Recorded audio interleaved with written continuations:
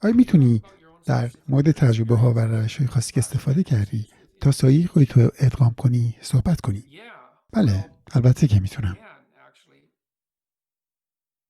من فکر میکنم بیشتر اون چیزی که در فرهنگ روانشناسای رفتاری از اون به عنوان ادغام سایه یاد میشه چیزی شبیه به آموزش رکگویی و صریح بودنه. اینکه چطور در موضع خودت پابرجا بمونی برای خود بهتر تو، خودی که برای تو در میان مدت تا دراز مدت مفیدتر و سازنده تره.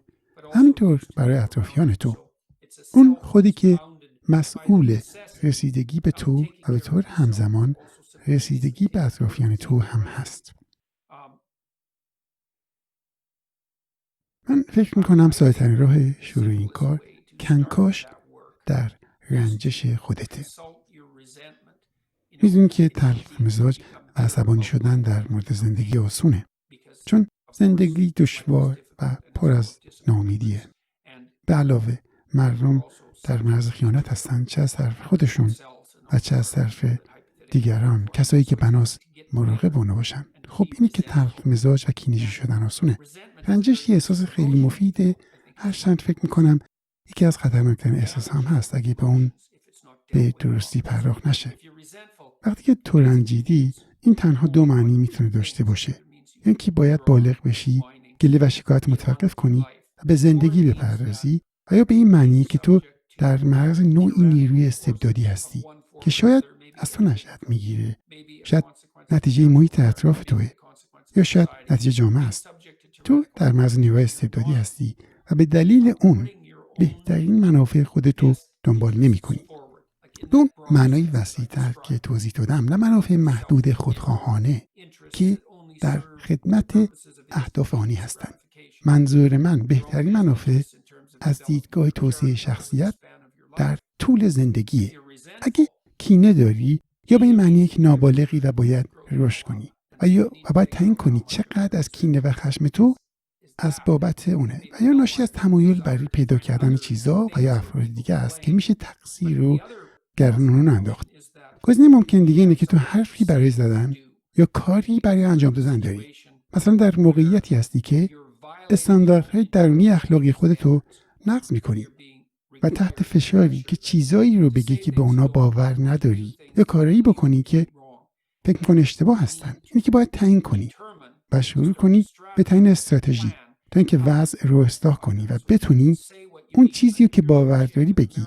مثلا وقتی با شریک زندگیت وارد بحث میشی، چون مسائل در ازدواج شما هست که باعث شده راضی نباشی، اولین کار اینه که متوجه قضیه بشی. بله، اینکه در واقع خوشحال نیستی. بعد اینکه مایل باشی تا اندازه‌ای در یک کشمکش شرکت کنی، چون برای سر و صورت دادن مشکل تو باید نگرانی‌های خودت مطرح کنی و بگی که ببین این موضوع منو ناراحت میکنه. لازم نیست بگی حق با منه، اشتباه با تو، باید مشکل خودت حل کنی. باید بگی من متوجه این الگوی رفتاری شدم یا فقدان اون، و این موضوع در رابطه ما باعث شده که ناراحت و عصبانی باشم. و خطر اینه که اگه مشکل رو حل نکنی، این ناراحتی رو روی خودت یا شریک زندگیت خالی بکنی. خطر در رفتار انفعالی و تهاجمیه. اگه ناراحت باشی به اون پاسخ مثبت نمیدی، حتی اگه کار خوبی بکنه. اینه که لازمه موضوع رو مطرح کنی، اما نوع طرح مسئله باید با فروتنی همراه باشه. بگی که من در رابطمون احساس ناامیدی میکنم، این چیزیه که فکر میکنم مشکل داره. شاید از طرف من باشه، شاید از طرف تو. این هم چیزیه که به عنوان راه حل میبینم و این واقعا لازمه. اگه میخوای چیزیه که باید بگی خودتو به نحو مناسب در دنیا ابراز کنی. نمیتونی تنها در روی مشکل شکایت کنی. باید فکر کنی که حداقل شرایطی که پیش شرط رضایت توی چیه و باید اونو به طرف مقابل، کسی که با اون مذاکره می‌کنی، عرضه کنی. و بعد باید یاد بگیری که به حقیقت پایبند باشی تا حد ممکن و هیچ کس در انجام اون کامل نیست و این خیلی مفیده، چون که تعداد زیادی خاطری بد درباره اینکه چطور با تو بدرفتاری یا به تو خیانت شده رو به خاطر نمیسپاری. در عوض سعی میکنی به اون مسلط باشی و متوجه ناخوشنودی خودت و نارضایتی خودت وقتی که خودش نشون میده باشی و اونو قبول کنی و بعد اونو تحلیل کنی تا ببینی آیا مشکل از توه. آیا ناشی از عدم بلوغ توه یا نشون دهنده یک بی‌عدالتی در تعامل بین تو و دنیاست و بعد تلاش کنی که اونو هر چند کم کم درست کنی. موضوع اینجا توسعه شخصیته و این با گذشت زمان تو رو قوی تر میکنه. برای اینکه این کار بکنی چیزی که نیاز داری بدونی این موضوع و این کاری که ما در برنامه خودمون به اسم نوشتن آینده انجام دادیم. ما این بخش رو داریم که در اون تو بدترین آینده رو که برای تو ممکنه اگه اجازه بدی عادتهای بد و ضعف‌های شخصیتی دست بالا پیدا کنه می‌نویسی. دلیل اینکه ما این کار کردیم اینه که تو نمیتونی خودتو تنها با امید به آینده درست کنی. بیا فرض کن به آینده تصویر داری و فکر میکنی و دوست داری زندگی تو در آینده طور خاصی باشه. این باعث میشه امیدوار بشی و به تو انگیزه میده، چون به تو چیز با ارزش و بالا میده که دنبال کنی. این مفیده. این حس مثبته که به تو کمک میکنه، چون حس مثبت نتیجه حرکت کردن به سمت هدفهای توئه.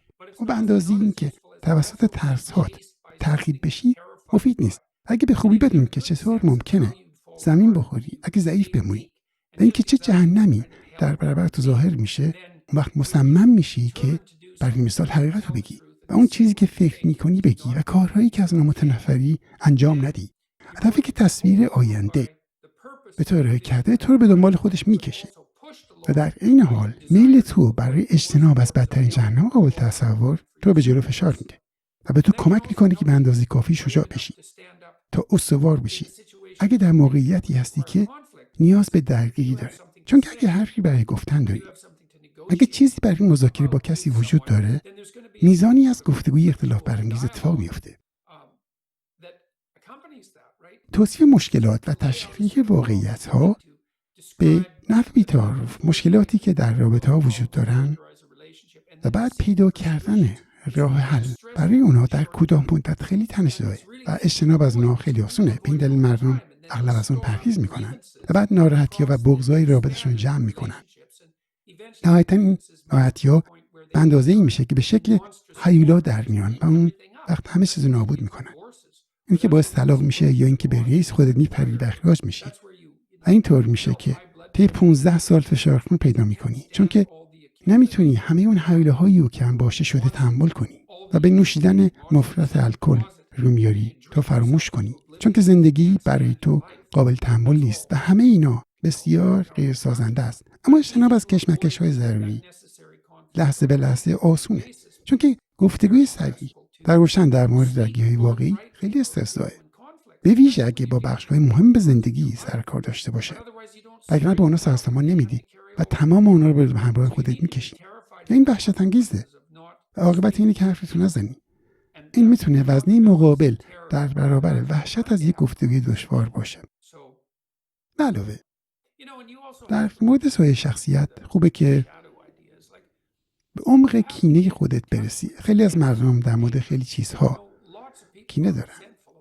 مردها کینه زنا رو و یا زنا کینه مردا رو و یا کینه مرد سالاری رو دارن، یا یه عده کینه چپگره ها رو و کینه راستگره ها رو یا کینه سیاستمدارها دارن، یا در مورد نیروی مخرب طبیعت و توانایی اون برای آزار و اذیت مردم ناراحت هستن و یا در مورد ضعف‌های خودشون ناراحت هستن و یا از والدین بد خودشون ناراحتن. خدا میدونه که این لیست انتها نداره و این میتونه باعث بشه که خیلی خیلی عصبانی بشی.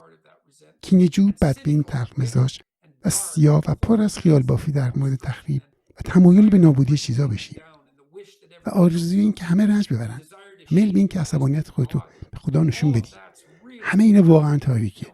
در این مورد یونگ به خوبی میگه که سایه انسان تا به عمق جهنم میرسه و در این گفته جدی بود، چون که انگیزه مردم برای انجام کاری وحشتناکی انجام میدن به حوزه سایه شخصیت مربوط میشه و هیچ یک از شما یک قدیس نیست و به احتمال زیاد همه شما قابلیت بالایی برای تخریب دارین. وقتی به کینه و بغض‌های خودت درگیر میشی و عصبانیت خودت رو میبینی، عمق این عصبانیت میتونه شما رو وحشت‌زده کنه. گاهی این خودش رو در خیالات بسیار مخرب نشون میده، خیالاتی که شاید نخواهی به اونها آگاه بشی، چون که خیلی خشن هستن، اونقدر وحشیانه که نمیتونی باور کنی ساخته تو هستن. تو فکر میکنی آدم خوبی هستی و باز کردن اون در و دیدن اونا کاملا ترسناکه و چیزی که تو رو با تمامیت سایه نوع بشر، اون عنصر شیطانی شخصیت انسان مرتبط میکنه. اما در این حال در رو برای درک این که چطور آدما کار وحشتناکی میکنن باز میکنه، چون میتونی خودت یکی از کسایی که میتونه کاری وحشتناک انجام بده میبینی. این واقعا مفیده، چون که میتونه به تو انگیزه بده تا کسی بشی که اون کاری وحشتناک انجام نمیده.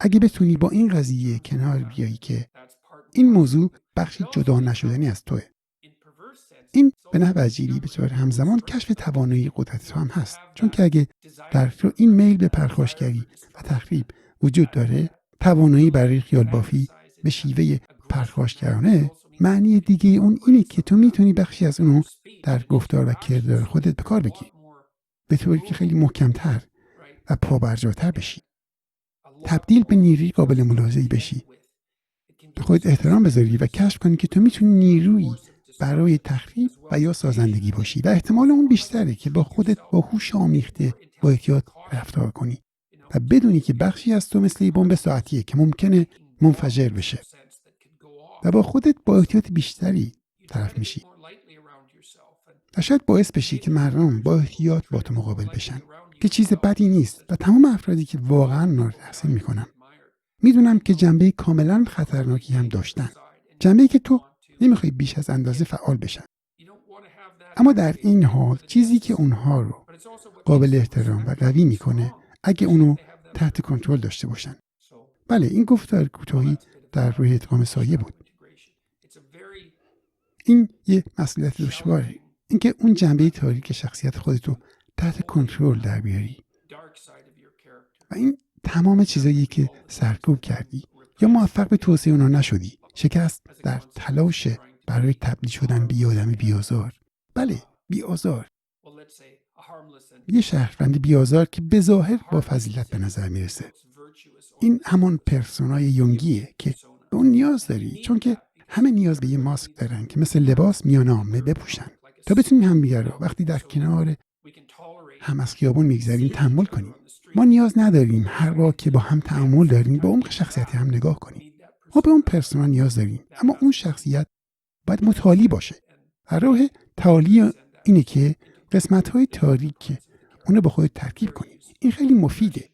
برای مثال، اجتماعی کردن نیاز جنسی بسیار دشواره با اون حس رقابتیش، اما از نظر کاربردی به نحو باور نکردنی به عنوان نیروی شخصیت مفیده اگه بتونی اون رو مدیریت کنی.